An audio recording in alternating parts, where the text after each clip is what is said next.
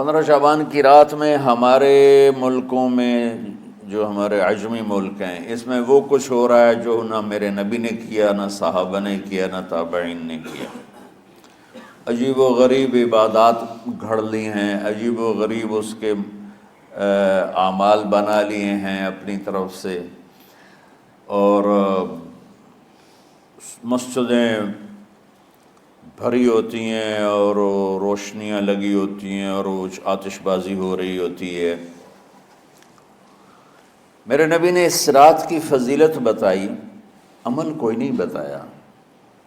جیسے یہاں کوئی صلاۃ تسبیح کی جماعت کرا رہے ہوتے ہیں، کوئی اجتماعی تہجد پڑھ رہے ہوتے ہیں، کوئی دیگیں چڑھا رہے ہوتے ہیں، کوئی آتش بازی کر رہے ہوتے ہیں، تو وہ اس میں اتنا غلو ہو گیا ہے کہ یہ بھی ٹھیک نہیں۔ اور کچھ علماء نے اس کے رد میں اس کا اتنا انکار کیا ہے کہ اس رات کی کوئی فضیلت ہے ہی نہیں، یہ بھی ٹھیک نہیں۔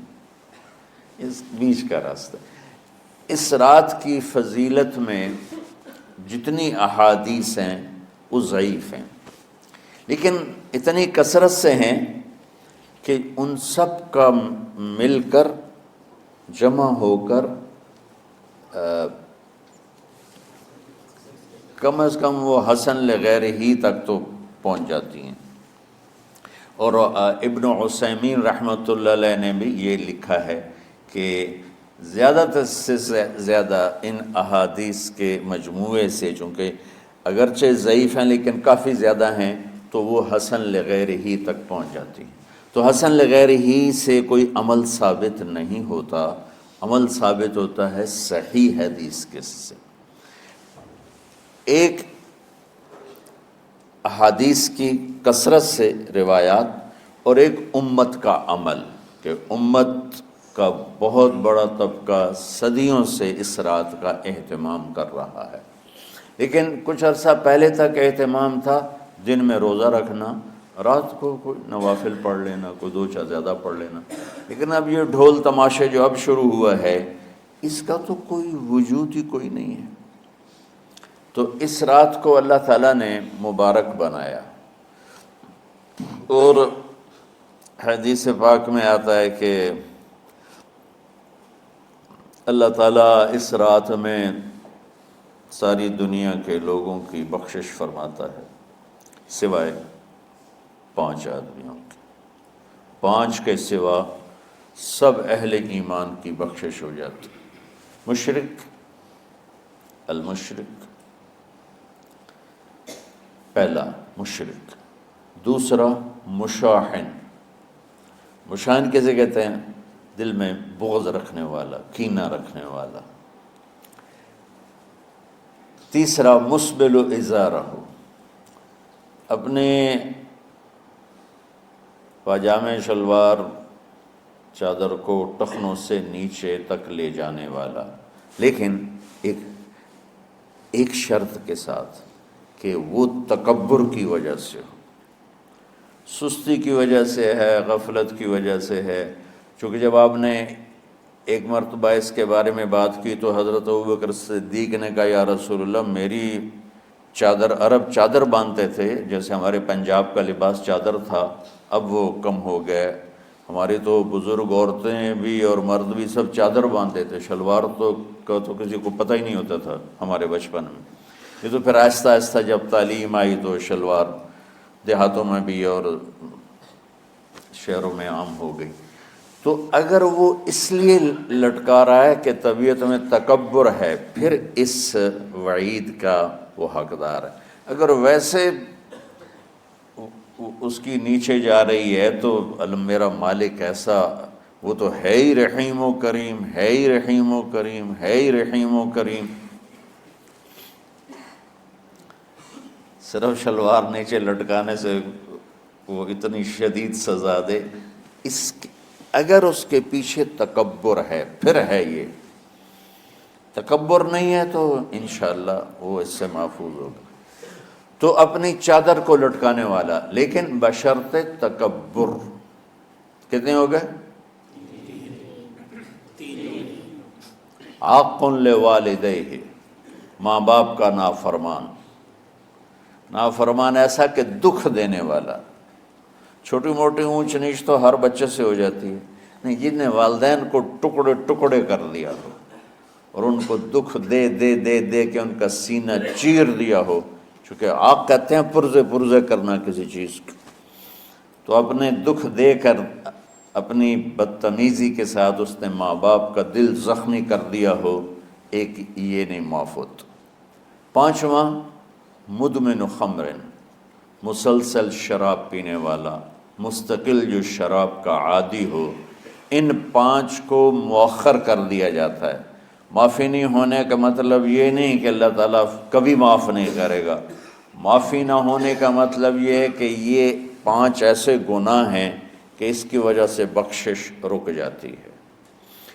اگر وہ شرک سے نکل آئے، وہ کینہ سے نکل آئے، وہ تکبر سے نکل آئے، وہ والدین کی نافرمانی سے نکل آئے، شراب چھوڑ دے، تو ان کی بھی بخشش ہو جاتی.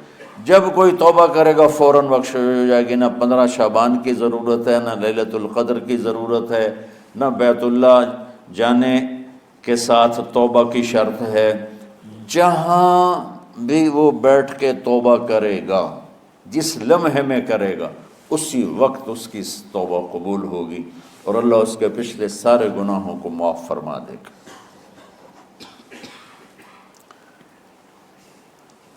دن کا روزہ، رات کا قیام، زیادہ سے زیادہ قیام سے مراد نوافل ہیں، کوئی گھر میں پڑھ لے، کوئی مسجد میں پڑھ لے. نوافل، نفلی عبادات گھر میں ہی افضل ہوتی ہیں. میرے نبی سنتیں ہمیشہ گھر سے پڑھ کے آتے تھے. تہجد اپنے گھر میں پڑھتے تھے، مسجد میں نہیں پڑھتے تھے. سوائے اعتکاف کے آپ اپنے نوافل سنتیں سب گھر میں پڑھتے تھے اور مسجد میں صرف فرض آ کے ادا فرماتے تھے. اور اس کے بعد بیٹھنا ہوتا تھا تو بیٹھ جاتے تھے، اٹھنا ہوتا تھا تو اٹھ جاتے تھے. تو اعتدال اللہ کو ہر چیز میں پسند ہے. دنیا جو مختصر ہے اس میں کیسے پسند نہیں ہوگا؟ آخرت جیسے معاملے میں بھی اللہ ہم سے کہہ رہا ہے اعتدال، امتن وسطا. ایسے عیسائیوں کی طرح ترک دنیا بھی نہ کرو، یہودیوں کی طرح دنیا کے پیچھے نہ پڑ جاؤ، رزق حلال بھی کماؤ، اپنے بچوں کو بھی دیکھو، اپنے فرائض کو بھی دیکھو جو دنیاوی ہیں، اور اللہ سے بھی اپنا معاملہ ٹھیک کرو اور درست کرو. بعد کے زمانے میں صحابہ کے بعد سے ہی ایک انتہا پسندی امت میں آئی. ساری ساری رات جاگنا.